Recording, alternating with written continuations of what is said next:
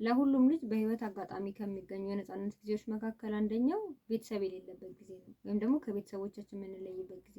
ከቤተሰቦቻችን የምንለይበት ጊዜ ስል ፊዚካሊ መለየት ነው ማለት እነሱ በህይወት እያሉ ግን እኛ የምንኖርበት አካባቢ እነሱ የሌሉበት ሲሆን ማለት ነው። ከእነሱ ጋር ተለያይተን መኖር ስንጀምር ያኔ የነፃነት ጊዜ ነው እና ይህን የነፃነት ጊዜ ሁሉም ልጅ ይፈልገዋል። ምክንያቱም ብዙ ማድረግ የሚፈልገው ነገር አለ። ስለዚህ እነዛ ማድረግ የሚፈልጋቸውን ግን ደግሞ ቤተሰብ ከልክሎት የታውትን ነገሮች ማድረግ የሚጀምረው በዛች የነፃነት ጊዜው ስለሆነ ሁሉም ልጅ ያችን ጊዜ ይፈልጋታል።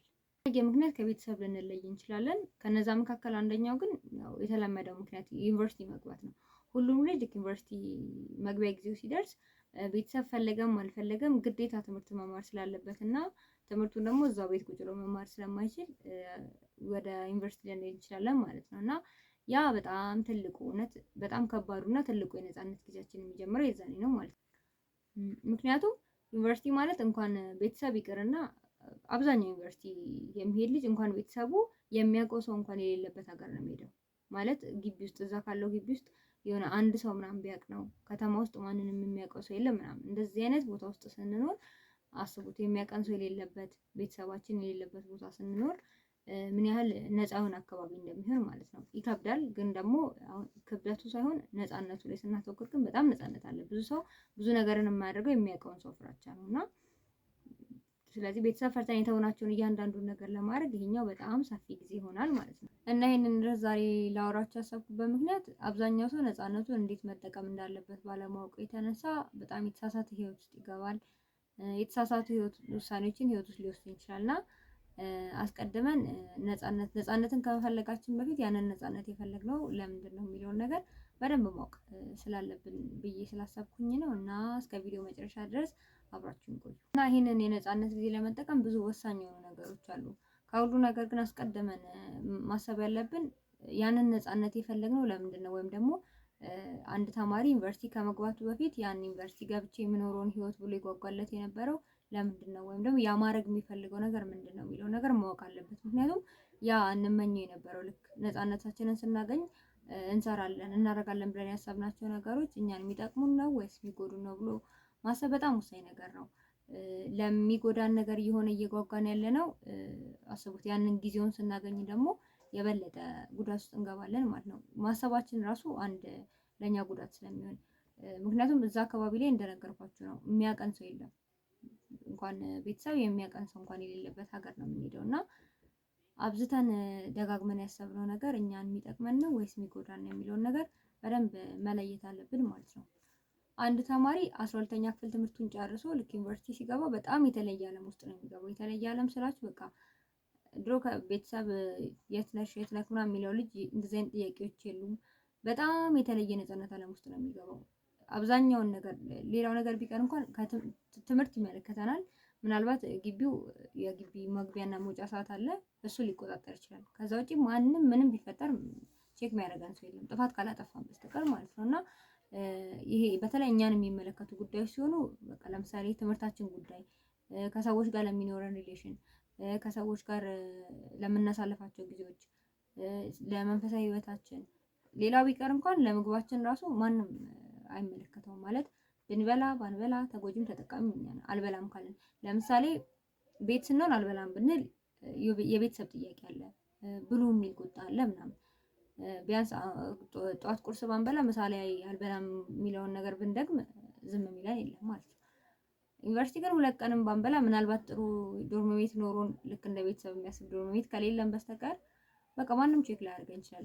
ዶርም ቤቶቻችንን በልቻለሁ ብለን ብንሸውዳቸው እንችላለን። ቤተሰብ ጋር ግን እንደዛ ማድረጉ ትንሽ የሚከብድ ነገር ነው እና ይሄንን ሁሉ ነገር ቼክ የሚያደርገን የሚያስተውለን ሰው በሌለበት ውስጥ እኛ ጭራሽ አይምሯችን ውስጥ ተደጋጋሚ የሚኖሩት አላስፈላጊ ሆኖ ልክ ቤተሰብ በሌለበት ጊዜ አረጋዋለሁ የምንላቸው ነገሮች ሲኖሩ አስቡት። ለምግባችን እንኳን ትዝ የሚለን ሰዎች በሌሉበት ውስጥ የከፋ ነገር ብናደርግ ማን ነው ትዝ የሚለው? ከወቀሳ በስተቀር ማንም እንትን ሊለን አይችልም ማለት ነው። እንዳልኳችሁ ጥሩ ጓደኛ ካላገኘን በስተቀር እና አስቡት፣ ጠዋት ትምህርት ቤት ሄዶ ማታ 10 ሰዓት ወደ ቤት ተመልሶ ምናምን የኖረ እስከ 12ኛ ክፍል እንደዛ የኖረ ልጅ ቀጥታ መጥቶ እንደዚህ አይነት ነፃነት ውስጥ ሲገባ በጣም ነው ዓለም ግራ የምትገባው። ማለት ምኑን ከምኑ ማድረግ እንዳለበት ብላ ላያስብ ይችላል። ማለት የሆነ በጣም ነው ውስጣችን የሚጨነቀው። እኔ በበኩሌ ያጋጠመኝ ነገር ነው ማለት የሆነ ወደ መጥፎ ነገር እንኳን ባንሄድ ምኑን ከምኑ ማኔጅ ማድረግ እንዳለብን ግራ ይገባናል። ያው ምንም ቢሆን አዲስ ነገር ነው ለኛ። የሆነ ደውሎ የሚያስታውሰን ሰው የለ ምናምን። እንደዚህ አይነት ነገሮች ውስጥ ልክ አንድ ተማሪ ቀጥታ እዚህ ዓለም ውስጥ ሲቀላቀል ነገሮችን አስተካክላለሁ ብሎ ሲያስብ የሚያበላሸው ነገር ሊኖር ይችላል። ለምሳሌ ይሉኝታ ሊኖረን ይችላል። ጓደኞቻችን እንዲናርግ እንሂድ እንቆይ ምናምን እያሉ እኛ ደግሞ መግባት እንፈልግ እነሱ ደስ ይበላቸው ምናምን እያለን ራሳችንን ያልሆነ ነገር ውስጥ የሆነ ሳለ ልናገኝ እንችላለን ምናምን። እንደዚህ አይነት ነገሮች ለአንድ ቤተሰብ እጅ ላይ ለነበረ ልጅ ቀጥታ ሲሰጡት በጣም ከባድ እና ግራ የሚገባ ነገር ነው። ሰው ብዙ ጊዜ ነፃነቱን እዛ ሲሄድ እንደዚህ ያደርጋል ምናምን እዛ ሊሄድ እንጂ እኔ ያሳያቸዋለሁ ምናምን የሚል ልጅ አለ እና ቤት ቁጭ ብሎ ስናስበው በጣም ቀላል ነገር ይመስላል፣ ግን አይደለም። ራሳችንን ለራሳችን የምንሰጠው እና ራስን የሚያክል ነገር እንደመረከብ ደግሞ ከባድ ነገር የለም። እንዲህ ስላችሁ ግን እያስፈራራችሁ ወይም ደግሞ የሆነ ክፉ ነገር ውስጥ ትገባላችሁ እያልኩኝ አይደለም። እኛ መጀመሪያ ለራሳችን በደንብ የምናስብ ከሆነና ፈጣሪያችንን በነገር ሁሉ የምናስቀድም ከሆነ 5ም ዓመት 7ም ዓመት እዚህ ግቢ ብንቀመጥ እናሳልፈዋለን።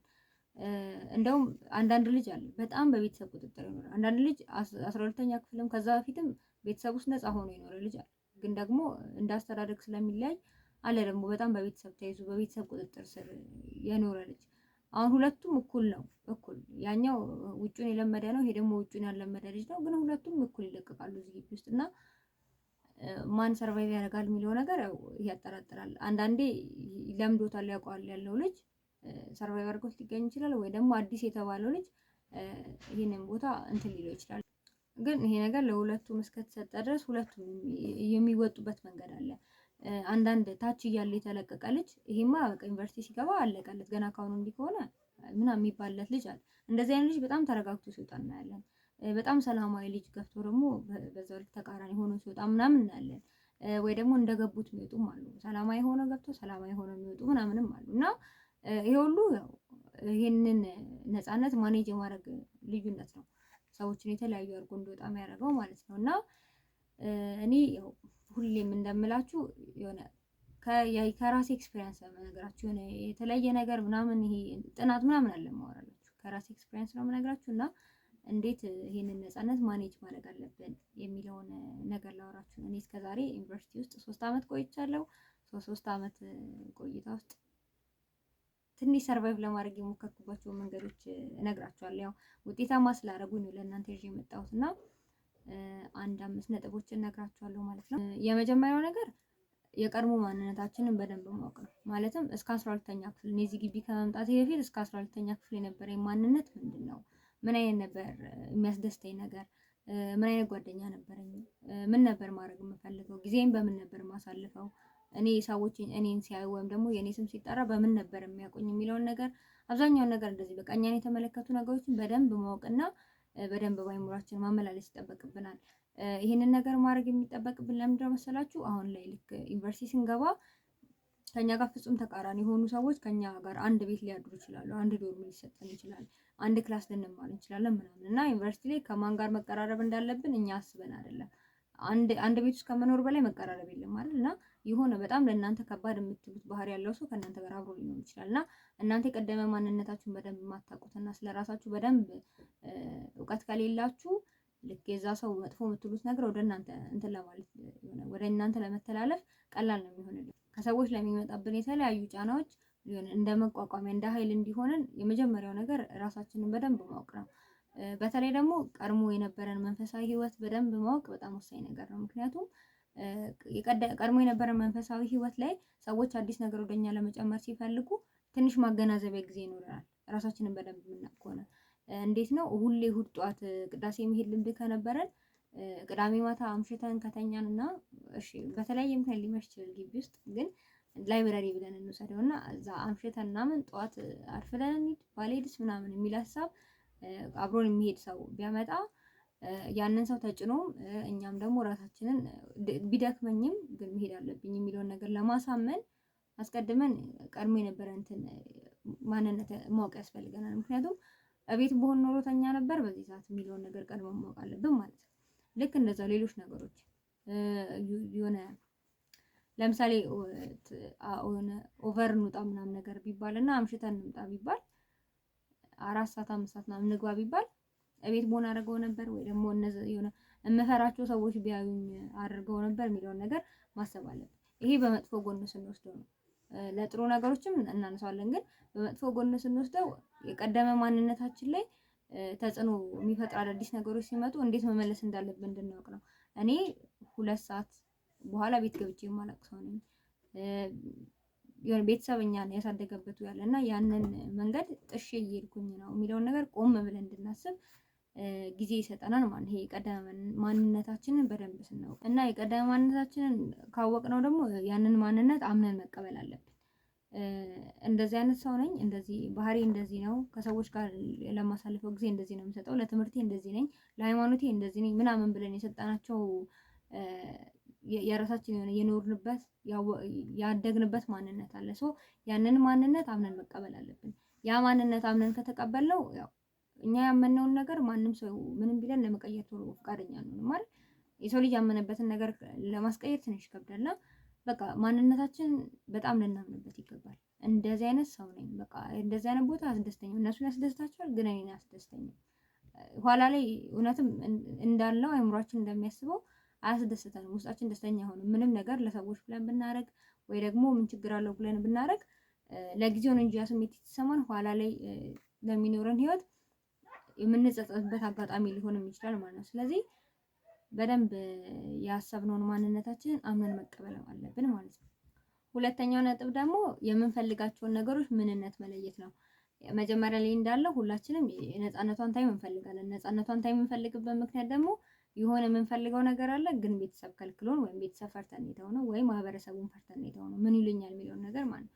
ስለዚህ አሁን ቤተሰብም የለም ማህበረሰቡም የለም ምናምን እኛ ብቻ ነን ያለነው እና እኛና ማያውቁን ሰዎች መካከል ማድረግ የምንፈልገው ነገር ምንድነው የሚለውን ነገር ማወቅ አለብን። ይሄ ማለት በህይወታችን ትልቅ ስህተት ልንሰራ ስንል የሚታደገን ነገር ነው። ምክንያቱም ውጭ አድሮ ለመምጣት በጣም የብዙ ጊዜ እቅድ የነበራት ልጅ ልክ ዩኒቨርሲቲ ስትገባ የመጀመሪያ ቀን አድራ ልትመጣ ትችላለች ማለት ነው። ይሄ ነው እስከዛሬ ቤተሰብን ነፃነት ስጠብቅ የነበረው የሚለውን ነገር ማወቅ አለብን ማለት ነው። በጣም ብዙ ጥሩ ነገሮች አሉ እኮ እና እነዛ ነገሮች ደግሞ ለማድረግ ፈልገን ቤተሰብ ፈርተን ትተነው ነበርና የትኛው ነው ሚዛን የሚደፋው የሚለውን ነገር ማሰብ አለብን። እንደየባለቤቱ ያው ጥሩ መጥፎ ሆኖ ሊሰማኝ ይችላል ማለት መጥፎ ነገርም እኮ ለጊዜው ጥሩ ሆኖ ሊሰማኝ ይችላል፣ ግን ውጤቱ ላይ ነው። ውጤቱ ተመሳሳይ ነው ለማንም ሰው። ምንም ነገር በሰውየው አእምሮ ነው እንጂ ልዩነት የሚኖረው ውጤቱ አንድ አይነት ነው እና ሁላችንም የሆነ ሰዓት ላይ የምንፈልገው ነገር አለ፣ ግን ውጤቱ ደርሶ ተጎድተንበት ከምንማር ይልቅ አስቀድመን ያ ነገር ጥሩ ነው መጥፎ ነው የሚለውን ነገር ማሰብ አለብን እና ለዛ ደግሞ ማሰቢያ ጊዜ ያው ግቢ ከመግባታችን በፊት ነው መሆን ያለበት። ከገባን በኋላ ኦልሬዲ ያ ነፃነት እጃችን ላይ ነው ያለው። የዛኔ ገና እነዚህ ነገሮች ቦታ እስክናስይዝ ራሱ ብዙ አእምሯችን አይረጋጋም። ስለዚህ አስቀድመን ምንድነው ማድረግ የምፈልገው የሚለውን ነገር በደንብ ማወቅ አለብን በጣም። ከዛ ጥሩ ነው መጥፎ ነው የሚለውን ነገር ጥሩ ከሆነ እሰየው እንቀጥለዋለን። ስለዚህ ግቢ ስገባ ይሄን ነፃነት ሳገኝ እነዚህ ነገሮች አደርጋቸዋለሁ እንላለን። ካልሆነ ደግሞ ይቀራል ማለት ነው። የሚጎዳ አይነት ነገር ከሆነ መቅረት ይችላል ማለት ነው። ሶስተኛው ነገር ደግሞ ከማን ጋር መሆን እንዳለብን መምረጥ ነው። ይሄኛው ያው ጓደኛ ነው። ስለ ጓደኛ በጣም ብዙ ነገር ተብሏል። ብዙ ነገር ልላችሁ አልፈልግም። ያው ጓደኛ እኛን የሚሰራ አካል ነው። እኛ ቤተሰብ አሳድጎ ካኖረን ማንነት ይልቅ ጓደኛ የሚጭንብን ማንነት በጣም ተጽዕኖ አለው እና ጓደኛ ጥሩ ሲሆን በጣም ቤተሰብ የመሆን አቅም አለው። መጥፎ ሲሆን ደግሞ በዛው ልክ ህይወታችን ላይ በጣም መጥፎ ነገሮችን ጥሎ የማለፍ አቅም ያለው አካል ነው እና መጽሐፍ ቅዱስ አብዝቶ ስለ ጓደኝነት በጥሩም በመጥፎም ወገን ይናገራል። በጣም ጥሩ ጓደኛሞች አሉ በመጽሐፍ ቅዱስ። በጣም ደግሞ በጓደኛ ምክንያት ህይወታቸው የተበላሹ ሰዎችም አሉ እና ጓደኛ ሁለቱንም ነው፣ አጥፊም እንትን ባይም አልሚም ነው እና ጓደኛ በጣም ወሳኝ ነገር ነው። ፈልገን ማንመርጣቸው ጓደኞች አሉ። ለምሳሌ ዶርም ሜት መርጠን አይደለም፣ ክላስሜት መርጠን አይደለም። ይሄ መንግስት መርጦልን የሚሰጠን ነው ጓደኛ። ግን ከብዙ ሺህ ሰዎች መካከል አትሊስት አንድ ጓደኛ ሲኖረን ጓደኛ አስፈላጊ ነገር ነው። በጓደኛ አስፈላጊነት እንትን የለብኝም። ጓደኛ አስፈላጊ ነገር ነው ግቢ ውስጥ። ግን ከጓደኛ መካከል አቅርበን ለኛ የበለጠ ጓደኛ የምናደርገው ሰው ደግሞ ማን መሆን አለበት የሚለው ነገር ማሰብ አለብን ማለት ነው። ምክንያቱም አሁን ከላይ ያነሳቸው ሁለቱ ነጥቦች እዚህ ጋር ነው ወደ ተግባር የሚቀየሩት። ምክንያቱም የነበረን የቀድሞ ማንነት ላይ እና የማድረግ የምንፈልጋቸው ነገሮች ቀጥታ መተው ከምን አይነት ጓደኛ ጋር ነው መግጠም ያለብን። የቀደመ ማንነታችን ጥሩ ካልሆነ ወይ ደግሞ መንፈሳዊ ህይወት ያልነበረን ከሆነ ከዛ ደግሞ ግቢ ገብተን ማድረግ የምንፈልገው ነገር የጥፋት ሀሳብ ከሆነ ከዛ እዚህ ጋር ደግሞ መተን ጭራሽ መጥፎ ጓደኛ ከያዝን በቃ ነገሩን በደንብ እያዳበርነው መጣን ማለት ነው።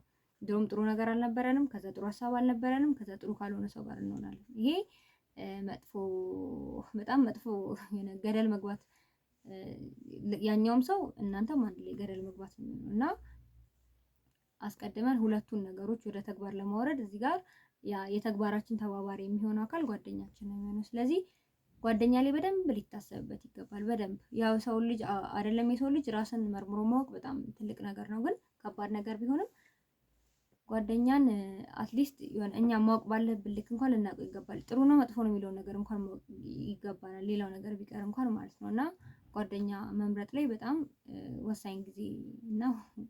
በጣም በቃ ቁልፍ ጊዜ ነው። እኔ ጓደኛ በጣም ቁልፍ ጊዜ ነው ለኔ ማለት ነው። ጓደኛን ነገር እንትን ማለት ከብዙ ሰዎች አንድን ሰው የኔ ብሎ ለመጥራት እንትን ነው። ጓደኛ ማለት የሆነ ቤተሰባችን ሳንመርጥ ነው አይደል የተሰጠን፣ ግን ጓደኛ ሲሆን ራሳችን መርጠን የምናስገባው ሰው ነው። ራሳችን ቤተሰብ የምንለው ሰው ነው።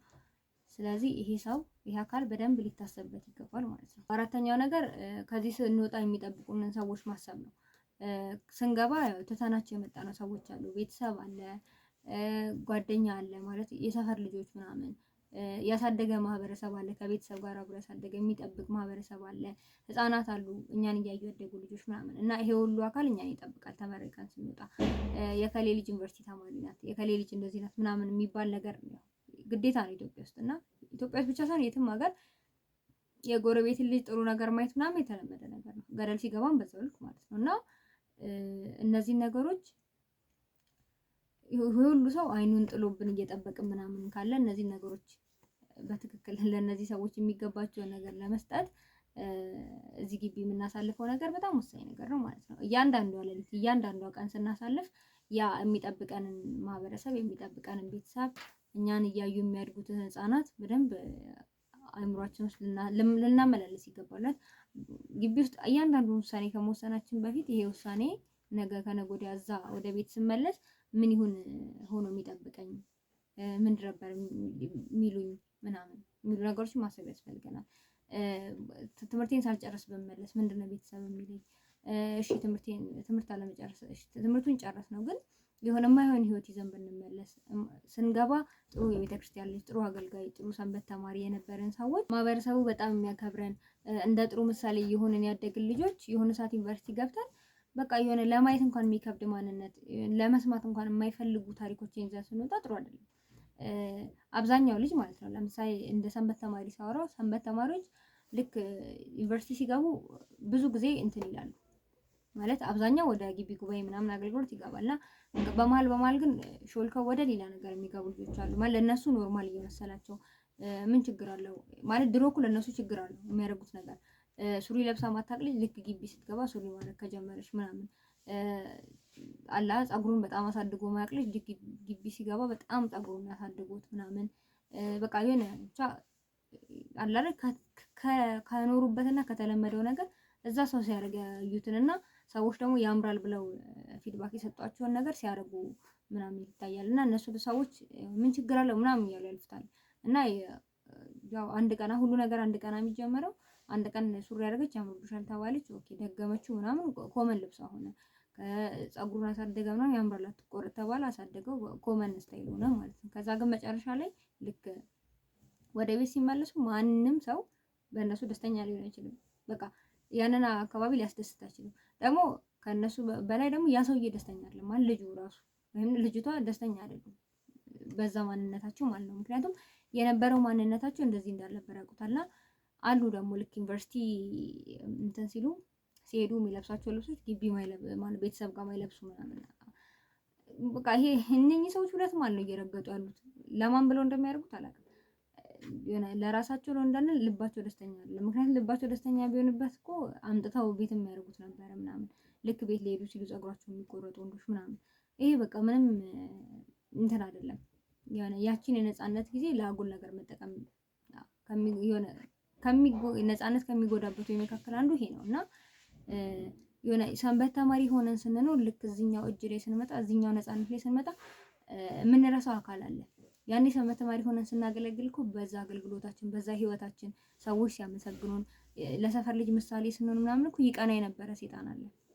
አይኑ ደም ይመስል የነበረ ሴጣን አለ እኮ እሱን እኮ ረስተነዋል። እና ልክ ዩኒቨርሲቲ ልንገባ ስንል እኛ ቀጣይ ዓመት ከሊት ዩኒቨርሲቲ ትገባለች ሲባል እኮ ሴጣን እሳይ አገኘሁኝ እያለ ነው ማለት የሆነ አጋጣሚውን እየተጠቀመ ነው ማለት ነው። እስቲ ደግሞ እዛ ገብታ ሚኖራት እንትን እናያለን እና አንዳንድ ነገሮች እናመቻችላታለን፣ ከዛ ገደል እንከታታለን፣ ከዛ የኛ ትሆናለች ነገር ነው እያለ ያለው ማለት ነው። እና እንደዚህ አይኑን አድፍጦ የሚጠብቅ ሰው እንዳለ እንረሳዋለን። እና በትክክል ማለት ነው ልክ ቤተክርስቲያን ማለት ሰንበት ትምህርት ቤት እያለን ቤት እያለን እስከ 12ኛ ክፍል የነበረን ማንነት ሴጣንን ሲያቃጥለው ነው የኖረው። ሰው እንደዛ ከኖረ እንደዛ አይነት ሰዎች ከሆነን ልክ ዩኒቨርሲቲ ስንገባ አትጠራጠሩ፣ ይበቀለናል፣ በሆነ መንገድ ይበቀለናል። የማይሆን ነገር ስናደርግ ያምርብሻል እያስባለ ይበቀለናል። እና ልክ ስንወጣ እሱ የለም ማለት ነው። አምስተኛውና የመጨረሻው ነገር ደግሞ ትልቁ ትኩረት ራሳችን ላይ ይሁን። በተቻለን አቅም ማለት አብዛኛውን ከላይ ስናነሳቸው የነበሩ አራቱን ነጥቦች የምናደርግበት ምክንያት ለራሳችን ተጠቃሚ ነን የመጀመሪያው እና በተቻለን አቅም ሁሉ ነገር ከኛ ይነሳ። ከዛ ከኛ ከተነሳ በኋላ ለሌላው መትረፍ የምንችለው ለውጥም ይሁን ምንም ይሁን ጥሩ ነገርም ይሁን ከኛ ይነሳ እና ማንኛውም ጥሩ ነገር ከኛ ከተነሳ ነገ ከነገ ወዲያ ሌላውን ሰው ታው እንዲያርግ ለማለት ከኛ የተነሳውን ነገር ማውራት ይቀለናል ማለት ነው። የሆነ እኛ ጋር ያልሞከርነውን ነገር ከመንገር ከሩቅ ያየነውን ነገር ከመምከር ይልቅ ያለንበትን ነገር ለመምከር መጀመሪያ ነገሮች ከኛ መነሳት አለባቸው። ስለዚህ ማንኛውንም ጥሩ ነገር ቅድሚያ የሆነ ወደኛ እንዲመጣ ወደኛ ህይወት እንዲገባ እንትን እንበል ክፍት እንለት ማለት ነው። እና እንዲህ ስል ደግሞ ራስ ወዳድ ሁኑ እያልኩኝ አይደለም። ራስ ወዳድነት አይደለም፣ ራሳችሁን ወዳድ ሁኑ እያልኩኝ እንዴት ነው? ራስ ወዳድነትና ራስን መውደድ በጣም የሚለይ ነገር ነው። እና ራስ ወዳድነት የሆነ ሌሎችን ምንም ባላማከለ መልኩ ነው። ግን አሁን እዚህ ጋር ራስ ወዳድ ራሳችንን ስንወድ ግን አስቀድመን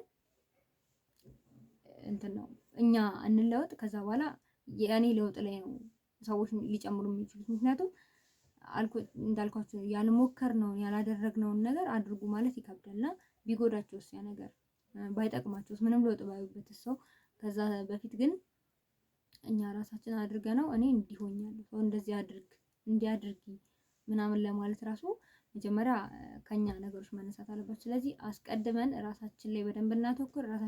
ራሳችሁን ወደዱት። ሲጀመር የሰው ልጅ ራሱን መውደድ አለበት፣ እንዲጠላ አልተፈቀደለትም። አዎ ባልንጀራ እንደራሱ ወደድ ነው የሚለው መጽሐፍ ቅዱስ። እንደራስ ነው መጀመሪያ ራስ ነው መውደድ ያለበት ሌላን ሰው ለመውደድ። የሰው መውደድ መለኪያው ራሱ ራስ መውደድ እግዚአብሔር ያደረገው ለሰዎች የሚኖረን ፍቅር የለካበት መለኪያው ራሳችንን በምንወድበት ልክ ነው። ራስን መውደድ መብት አይደለም፣ አለመውደድ መብት አይደለም፣ ኃጢያት ነው። ስለዚህ መጀመሪያ ራሳችንን መውደድ አለብን። ስንወድ ደግሞ ሰው ስንወድ እንደምናደርገው ጥሩ ነገር ሁሉ ለሱ እንሰጣለን። ጥሩ የተባለ ነገር ሁሉ ለሱ እንዲደረግለት ጊዜ እንሰጠዋለን፣ እናስብለታለን። የማይፈልገውን ነገር በፍጹም አናደርግም። ልክ እንደዛው ለራሳችን ማድረግ አለብን። ለራሳችን ጊዜ መስጠት፣ ለራሳችን የሚፈልገውን ነገር መስጠት፣ የማያስፈልገውን ነገር ከህይወታችን ውስጥ ማውጣት አለብን ማለት ነው። እና ግቢ ላይ የመጀመሪያ ነገር ራስ መወደድ አለበት። ሁሉ ነገር የምናደርገው የምንማረው ከቤት ወተን እዚህ የመጣ ነው ለራሳችን ነው። የሆነ ወደፊት ላይ ለሚኖረን ህይወት አይደለ። ስለዚህ ብዙ ነገር እንትን ስንል ለራሳችን ትኩረት ከመስጠት እንትን እንዳይል ከራሳችን ትኩረት ይነሳ። እንደዛ ነው ልላችሁ የምፈልገው ማለት ነው። እና ያው እነዚህ 5 ነገሮች ብትሞክሩት ብታደርጉት አስቀድማችሁ እና ደግሞ ግቢ ከገባችሁ በኋላ እነዚህ ነገሮች ብታደርጉ እኔ ውጤታማ ትሆናላችሁ፣ እንደገባችሁ ትወጣላችሁ ማለት እናንተ ገባችሁ እናንተ ትወጣላችሁ ብዬ አስባለሁ ማለት ነው። እና ብዙ ሰው ብዙ ያልሆነ ነገር ውስጥ የሚገባው ብልህ አለመሆን ነው ማለት። ከምንም በላይ ደግሞ እግዚአብሔር አለ ብሎ ማሰብ አለ። በቃ እግዚአብሔር ከኔ ጋር ነው ብሎ ማሰብ አለ። እግዚአብሔር ማለት እንደሚተወን አንዳንዴ እናስባለን። ልክ አይደለም ያስተሳሰብ። ቤተሰብ እንኳን ዩኒቨርሲቲ አድርሶን እኮ ነው ሄዶ አይደል? ሳስቶልን አድርሶን አስገብቶን የምናድርበትን አይቶ አስመዝግቦን ነው ሄደው እና እግዚአብሔር ከእነዚህ ከወላጆች አንፃር እሱ ደግሞ እኮ አይደለም ገና ሳንገባም ነበር እስክንመረቅም አለ ሁሌም አለ። እና ይሄንን የሚያህል አምላካችን ደግሞ እሱ ካለ ያው እግዚአብሔር ካለ ሁሉ ነገር አለ። እግዚአብሔር ካለ ምንም መጥፎ ነገር የለም። ስለዚህ አስቀድመን በእግዚአብሔር መኖር እግዚአብሔር ከኛ ጋር በመሆኑ መታመን አለብን። ከዛ በተረፈ ብልጦቹ ነው በተቻላችሁ አቅም በቃ ሰው አትግዱ። ምንም ነገር ቢፈጠር ሰው መጉዳት የለባችሁ። ከእናንተ የተነሳ ጉዳት ወደ ሰዎች አይሄድ። ሰው በሚጎዳ መንገድ አትሄዱ። ከዛ በተረፈ ሰው ለማስደሰት አትሞክሩ። እውነት በጣም መጥፎ ነው። ምክንያቱም ማንም ሰው እኩል ሊደሰትባችሁ ይችላል። አንዱ ቢደሰትባችሁ አንዱ የሚያዝንባችሁ ነገር ነው የሚሆነው። ሰው ይደሰትብኝ ሰው ቢደሰትብን ጥሩ ነው። ለሰው ደስታ ምንጭ መሆን ጥሩ ነው። ግን ደግሞ እናንተ እስክትጎዱ ድረስ ሰው መደሰት የለበትም። ለሁሉም ሰው ሚዛናዊ መሆን ስለማትችሉ ማለት ነው። ሰው እንዳመለካከቱ ስለሚለይ የደስታው ምንጭ ሊለይ ይችላል። ስለዚህ እኛ የሁሉም ሰው የደስታ ምንጭ መሆን አንችልም። ስለዚህ ሰው ለማስደሰት ምናምን ከልክ በላይ አትሞክሩ። ሰው ለማስደሰት በሞከርን ቁጥር ከሌን ደስ ይበለው እያልን ማድረግ የሌለብንን ነገር ልናደርግ እንችላለን። ስለዚህ እሱን እናስብበት። ምንም ነገር ደስ ካላላችሁ አታድርጉት። ውስጣችሁ ደስ ካላለ የሆነ አይምራችሁ ውስጥ ትንሽ ፍጭት እንትን ካለ ባረገው አይምራችሁ ምንም በቃ ትክክለኛው ደስታችሁና አሁን በዛ ሰዓት ያቺ ጊዜ ላይ የተፈጠረው ፍላጎታችሁ እየተጋጨ ከሆነ ትንሽ አዳምጡት። ከዛ የሆነ ደስ ያለ ማለቱ ስሜት በጣም እንትን እያላችሁ ከሆነ አታድርጉት። ምንም ነገር ደስ ሳይላችሁ ካረጋችሁት ውጤቱም ደስ አይልም። ስለዚህ የሆነ መጀመሪያ ነገሮች እኛ ላይ ነው ማለት ልባችን ላይ ደስታ ነው የሚፈጥሩት መጀመሪያ ሳይደረጉ በፊት ማለት ነው። ስለዚህ እንደዛ ደስተኛ የሚያደርጋችሁ ከሆነ አድርጉት። ካልሆነ ግን ምንም ነገር መቅረት ይችላል እና በተቻላችሁ አቅም ራሳችሁን ብቻ ሁኑ። እውነት የቀደመ ማንነታችሁን አሁን ያለ እናንተነታችሁን ወደፊት ለሚጠብቃችሁ ሰው የምትሰጡትን ማንነት ብቻ አስቡበት።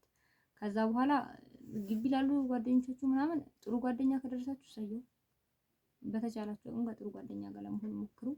ያው ይሄንን ሁሉ ነገር የማበላሸት አቅም አለው ጓደኛ። ስለዚህ አስቀድማችሁ ለጓደኞቻችሁ ትኩረት ስጡ።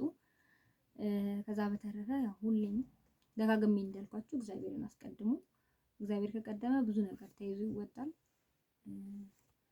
እና ያው እግዚአብሔር ዳችሁ። በተለይ አሁን ዩኒቨርሲቲ የምትገቡ ተማሪዎች በዚህ ዘመን ዩኒቨርሲቲ መግባት በጣም ከባድ ስለሆነ ነውና እንደዚህ አድርጋችሁ አስባችሁ ብትገቡበት ደስ ይለኛል። እኔ ያው 3 አመት ስቆይ የ3 አመት ኤክስፒሪየንስ የኔ ነገርኳችሁ እና በተቻላችሁ አቅም እንዲያርጋችሁ ለመሆን ሞክሩ ማለት ነው። እና ሀሳቤን ከወደዳችሁትና ቪዲዮ ከተመቻችሁ ላይክ አድርጉ እና እናንተም ሰብስክራይብ በማድረግ ቤተሰብ ሁኑ። ሌሎችንም ሰብስክራይብ እንዲያደርጉ እያደረጋችሁ ቤተሰቦቻችንን እናብዛ ማለት ነው። ሳምንት በአዲስ ርዕስ እስከምንገናኝ ድረስ ነፃነታችሁን በአግባቡ እየተጠቀማችሁ ጠብቁኝ።